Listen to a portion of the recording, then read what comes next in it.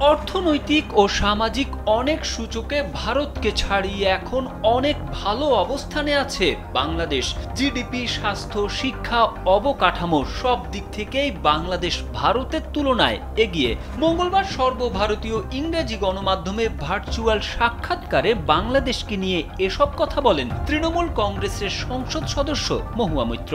সাক্ষাৎকারের এক পর্যায়ে নারী সঞ্চালক যখন বাংলাদেশিদের অনুপ্রবেশ নিয়ে প্রশ্ন করেন, তখন রীতিমতো ক্ষিপ্ত হয়ে ওঠেন কৃষ্ণনগরের সংসদ সদস্য মহুয়া। সঞ্চালকের উদ্দেশ্যে তিনি পাল্টা প্রশ্ন ছুড়ে বলেন, কোথায় সেই ব্যাপক অনুপ্রবেশ? কারা ভারতে আসতে চাইছে? কেনই বা কেউ ভারতে আসবে? আমি নিজে সীমান্তবর্তী এলাকার সংসদ সদস্য, আপনি বলুন তো এখনকার বাংলাদেশি কেন ভারতে থাকতে চাইবে?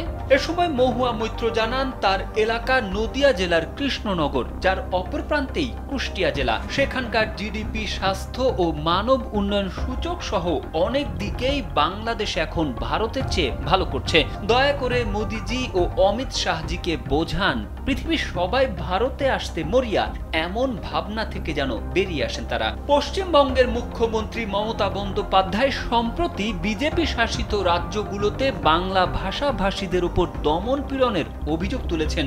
অপরদিকে বিজেপির দাবি অনুপ্রবেশ রুখতেই এই কঠোরতা। এর মাঝেই মহুয়া মৈত্রীর স্পষ্ট ও আক্রমণাত্মক এই বক্তব্য নতুন করে রাজনৈতিক বিতর্ক উস্কে দিল।